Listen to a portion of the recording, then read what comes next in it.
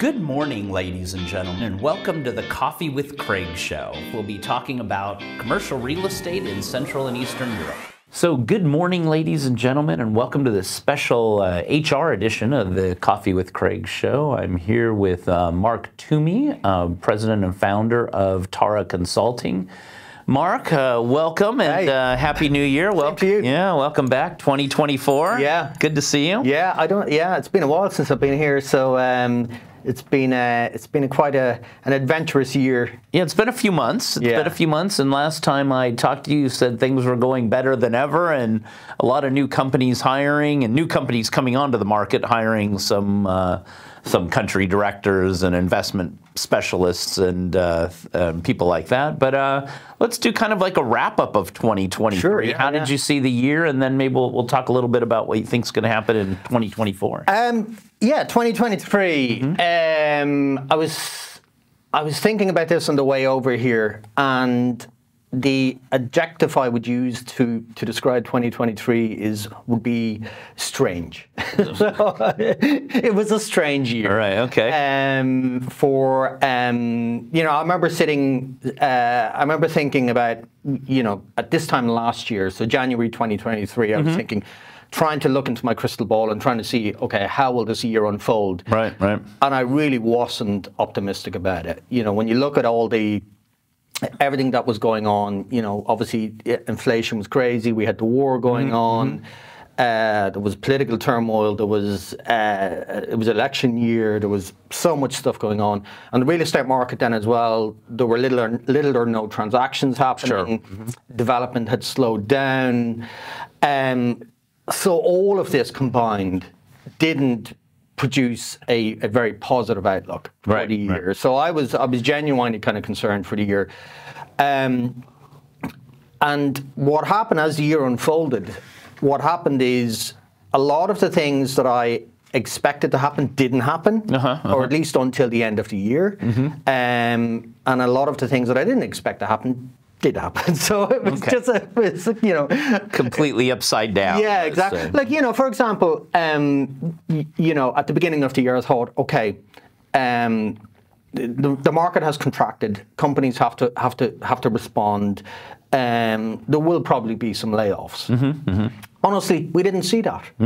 For the first, really, the only major layoffs we saw came towards the end of the year. Right. And even with that, there were only a few companies who did it. And I think a lot of companies were trying their best to retain their people, trying to maybe look at possibly creating new business lines, or trying to move to people within the organization to retain them. Because if you and I remember, the financial crash in 2008, and the first thing a lot of companies did, they just fired everybody. They some companies went deep.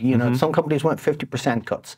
And then what happened is when the market started to recover, they had to rehire all these people. And it's difficult to retrain the whole team. So they had to find and hire new people. That was a long and expensive process. So I guess a lot of companies were reminded of that. Right. And they were trying to limit that as much as possible and trying to retain as many people as possible. So that that kind of mass layoffs that I thought might happen didn't happen. Right. Which is good. It's a good thing.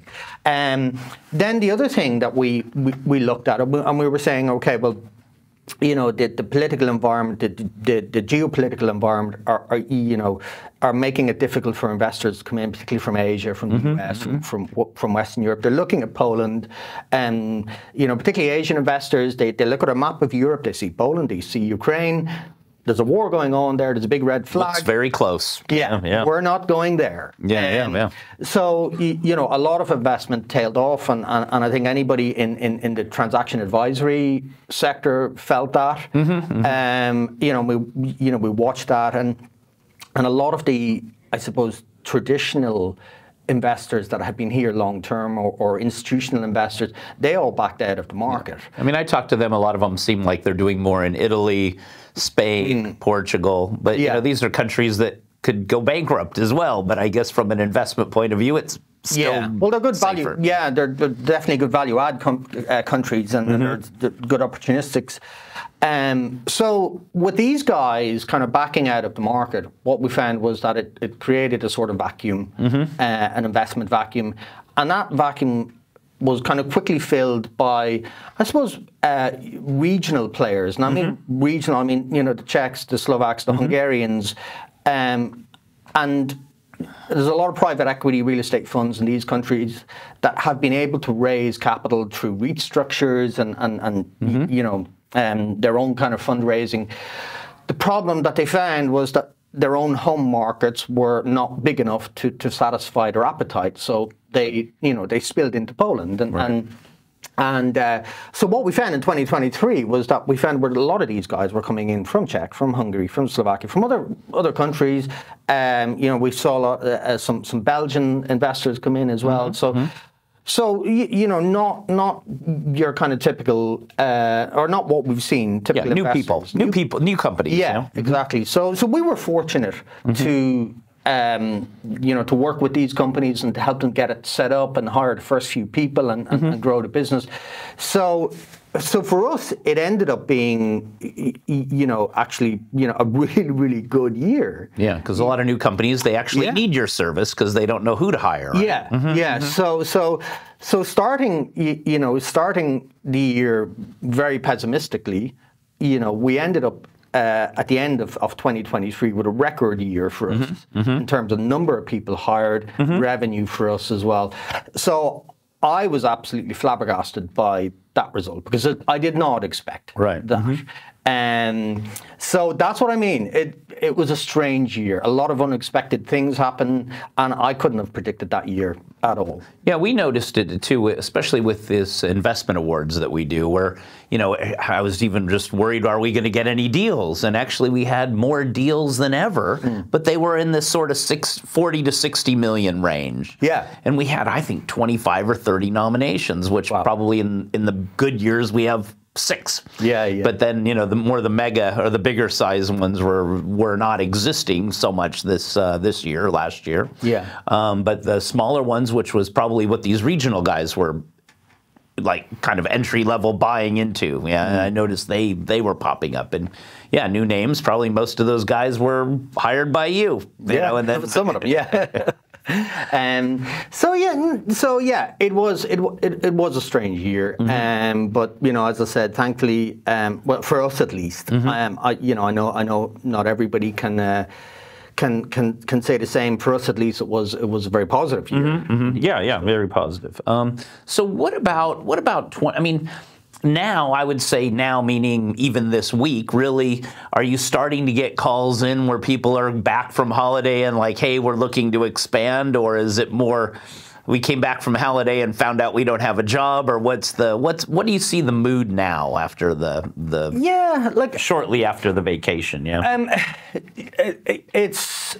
We have definitely, like, you know, January is always a month where we get you know, an increase in CVs that we receive from people because it's a new year. Right. Okay.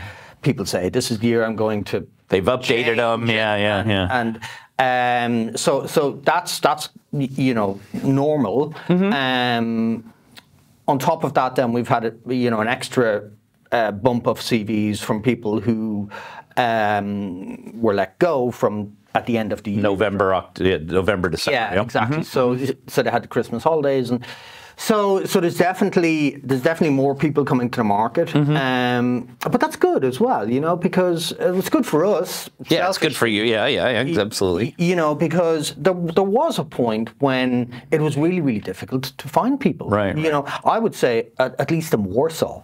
I would say, you know, at one point, you know, even last year, even early last year, I would say the unemployment rate in real estate in Warsaw was like 0%. Wow. You know, it's like, you know, there were very few people that were like, oh, I don't have a job. So who do you think's going to hire this year? Is it investors still, new investors coming in? Is it, you know, people in the PRS sector? Where do you see things growing? Yeah, look, again, looking into the crystal ball, and the last few years has been dominated by the darling of the market, which was the logistics sector. Sure, sure. Even that now has slowed down. So people are kind of saying, well, where are we starting? Where are we going to see it this year?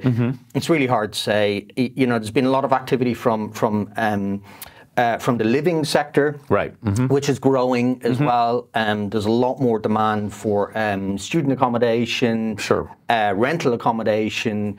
Obviously, we've had an influx in population from, as a result of the war as well, and that's put pressure on accommodation. So I think the living sector is going to be really quite interesting. I think we're starting to see some green shoots from real estate, or from retail, and particularly retail parks, and there's still growing. Seeing some new retail park developments, traditional residential for sale rather than for rent. You see Bouygues building a massive project over in Bamovo, right? Similar to the one they have in Milano. Yeah, it's like a city. Yeah, it's a city in itself. So I definitely think residential living sector is going to be very, very interesting. We've kind of dipped our toe into the energy sector as well, or renewables sector, right?